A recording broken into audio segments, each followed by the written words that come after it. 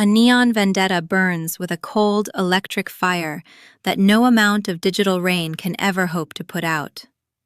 Witness the calculated path of a hero who lost everything, but found the strength to strike back against the darkness. Subscribe now and watch the debt be paid in full. I'm Wren 28 years old, and for 2.5 years, I gave up everything. My apartment, my savings, my social life, my sleep, to keep my brother's household from falling apart. He has 3 kids, his wife works days, he works nights, and somehow I became the gap between those 2 shifts that no one ever asked me to fill. My photography side business? Paused. My plan to finish my associate's degree in graphic arts? Postponed. My boyfriend at the time? Gone by month 4 because I was never available, never present, always exhausted, always at my brother's house on Bexley Drive folding laundry that wasn't mine. I want to be clear about something before I tell you what happened. I love those kids.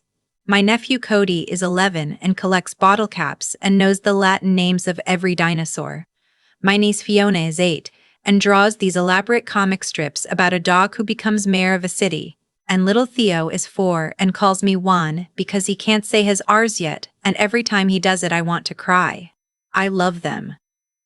That is never going to be in question. But love is not the same as obligation, and for a very long time I let other people blur that line for me. It started the summer I turned 26. My brother. I'll call him my brother throughout this because that's who he is to me, the person who was supposed to have my back. He called me on a Sunday evening while I was editing photos at my kitchen table. His wife had just gone back to full-time hours at the hospital after her maternity leave with Theo ended. She's a radiology technician. The hospital was short-staffed. She was pulling 45, sometimes 50 hours a week. My brother worked the overnight shift at a distribution warehouse, which meant he left the house at 9:30 p.m. and got home around 6 in the morning. Cody and Fiona were in school, but Theo was still home, and daycare for an infant in Columbus was running close to $1,500 a month. Just until we figure something out, my brother said. A couple months maybe. You could stay in the guest room. It would save you rent. I was paying $800 a month for a 1-bedroom apartment that I genuinely loved. I had a reading nook. I had a small balcony where I grew tomatoes in the summer, but $800 a month felt like a lot when I was only bringing in about $1,400 from my barista job, plus a few hundred here and there from weekend photography gigs. So I said yes. I sublet my apartment, packed 2 bags, and moved into the guest room on Bexley Drive. I told myself it was temporary. 3 weeks in, temporary had already started to feel like a different word. My brother's wife. I'll call her my sister-in-law. She's not a villain in this story. She was exhausted and overwhelmed and working herself half to death to pay the mortgage. But she also started treating the guest room situation as solved. As in, the childcare problem is handled, Wren is there, we don't need to think about this anymore. She stopped asking if I was okay with something and started telling me what needed to happen. Theo has a pediatrician appointment Thursday at 2. And Cody's soccer fees are due. I'll leave cash on the counter. Like I was a household staff member who just happened to sleep down the hall. My brother was worse, in a different way. He was physically there in the mornings when he got home from the warehouse, but those first few hours he was barely conscious. He'd pour himself into the couch and sleep until noon. Then he'd be up for a few hours before eating dinner and going back to work. On his days off, he was either running errands or on the couch watching TV. He was not, in any meaningful sense, parenting. He was coexisting in the same building as his children. And I was the one making the lunches and signing the permission slips and explaining to Fiona why you can't just quit piano lessons mid-semester. I kept my coffee shop job because I needed the income. My shifts were usually in the mornings, which meant I had to make sure Cody and Fiona were fed and on the bus before I left. And then my sister-in-law's mother would come over for a few hours to watch Theo. But her mother had her own health issues and couldn't always make it, so on those days I'd have to call in, which was starting to cost me shifts. My manager was understanding for the first few weeks and then significantly less so. I was also still trying to do photography. Weekends were my main time for shoots, family portraits, the occasional engagement session, a birthday party here and there. Those bookings were the thing I was most protective of because they were my actual future. But the weekends were also when my brother and sister-in-law both wanted to run errands together, have a couple hours to themselves, catch up on sleep, go to her parents' place for dinner. And somehow those plans always landed on my weekend bookings. Can you reschedule? It's just one session. One session is $150, sometimes $200. One session is a client who might not rebook. By month 6, I had canceled or turned down 11 photography gigs. I did the math once, late at night after putting Theo to bed for the third time because he kept getting up. 11 sessions at an average of $180 each, $1,980 that didn't come to me, plus the hours I'd spent doing laundry, cooking, grocery runs, school pickups, if you valued that at the Ohio minimum wage, which is insulting but fine.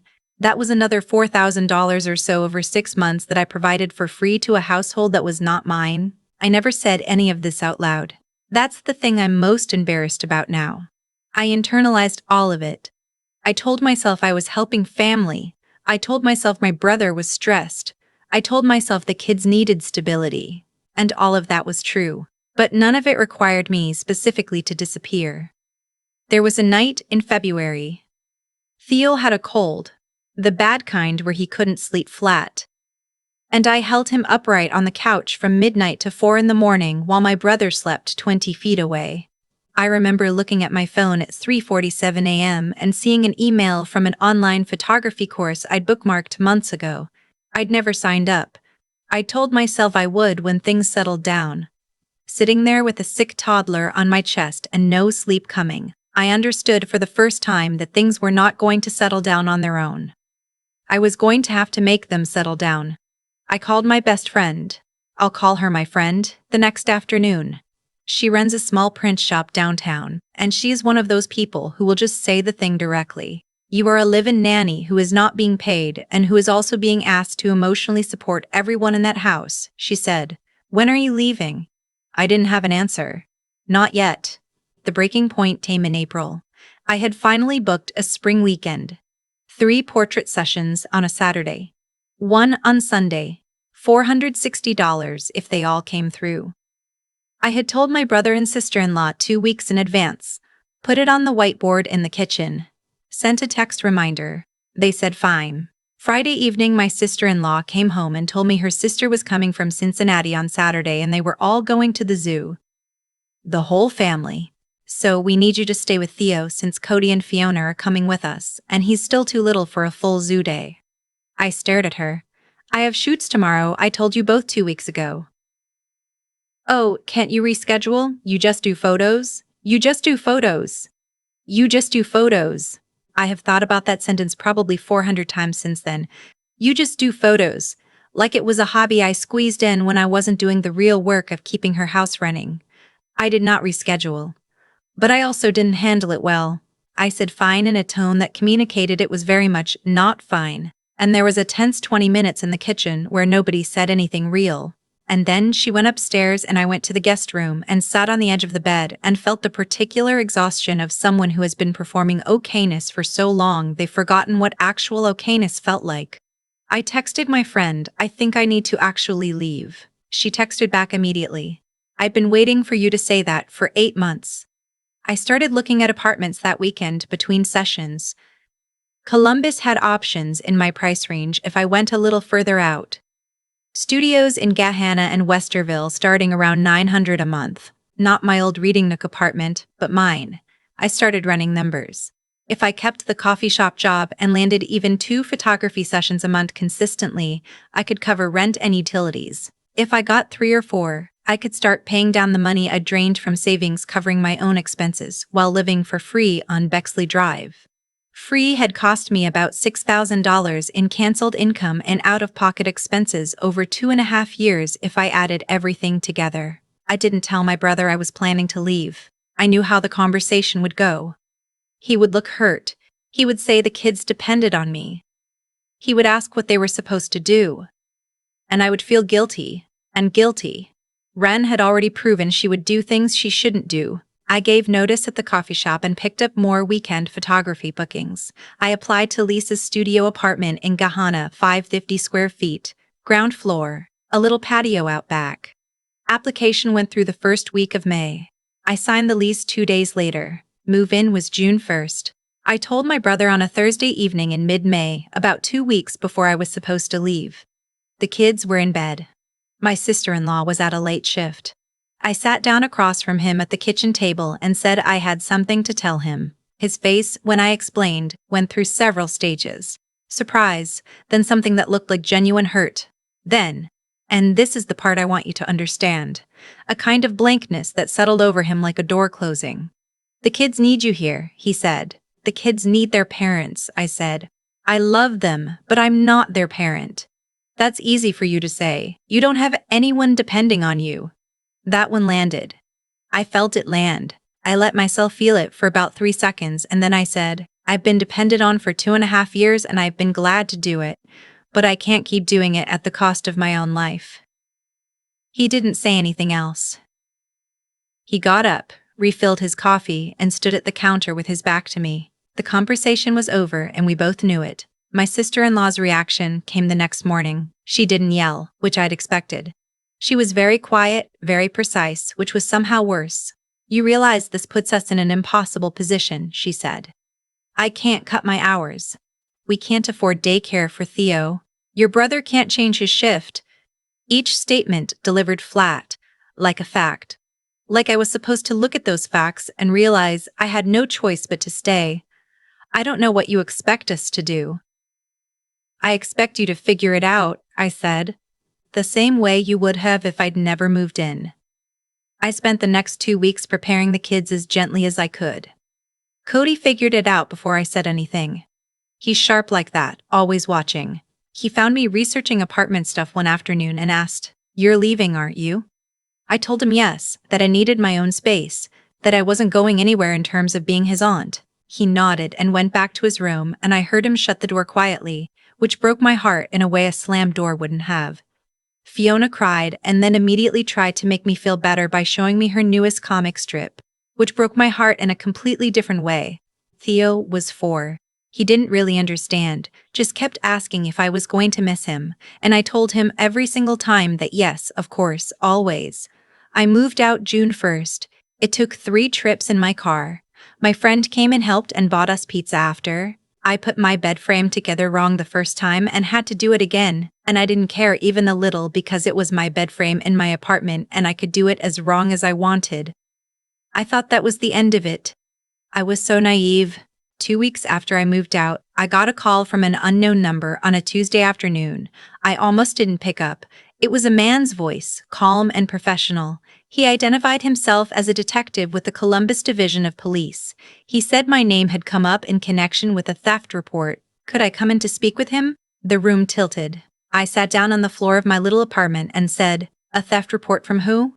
He said my brother's wife had filed a report alleging that I had taken items from the home when I moved out. Specifically, a set of kitchen knives, a portable Bluetooth speaker, and approximately $240 in cash that had been left in a dresser drawer in the primary bedroom. I hadn't taken any of it. I had taken my clothes, my camera equipment, my toiletries, a set of sheets that were mine before I even moved in, and a small succulent plant that Fiona had given me for Christmas and that I'd been keeping on the windowsill in the guest room for 5 months. That was it. I drove to the station the next morning. The detective was a woman in her 40s, not unkind, clearly doing a job. She explained the allegations. I explained my side. I told her I had photos on my phone from the morning I moved out. I'd taken them specifically because my friend had suggested it, just in case, and thank God for her. Photos showing the guest room emptied, the kitchen counter clean, every surface exactly as I'd found it. The detective looked at the photos. She asked a few more questions. She asked if there was anyone who could corroborate what items I'd had before moving in. And then my phone lit up with a text from Cody. He was at school, which meant he'd gotten access to a friend's phone or something, I don't know. The text said, "I heard Mom talking to Dad last night. She made it up. The knives were already gone before you moved out. Dad broke one and threw the set. The speaker is in the garage under stuff. I don't know about the money. Please tell the truth." I showed the detective the text. She read it twice. She asked for Cody's name and age. She sat back in her chair and said she thought it would be appropriate to do a brief follow-up before proceeding. The follow-up apparently involved talking to Cody at school, because he told the school counselor, who was present, exactly what he'd told me in the text. He also mentioned that the cash had most likely been spent. His mom had gotten grocery money from somewhere in late May, and he knew it wasn't from the bank because he'd heard his dad say the account was overdrafted. The detective called me the following day. The case was being closed. She advised me that filing a false police report was a serious matter, and that my sister-in-law had been informed of this. I sat in my car after I hung up and felt something loosen in my chest that I hadn't realized had been wound tight for months. I wasn't angry. I was just done. The way you feel when you finally finish something you should have finished much sooner. I called my friend and told her everything.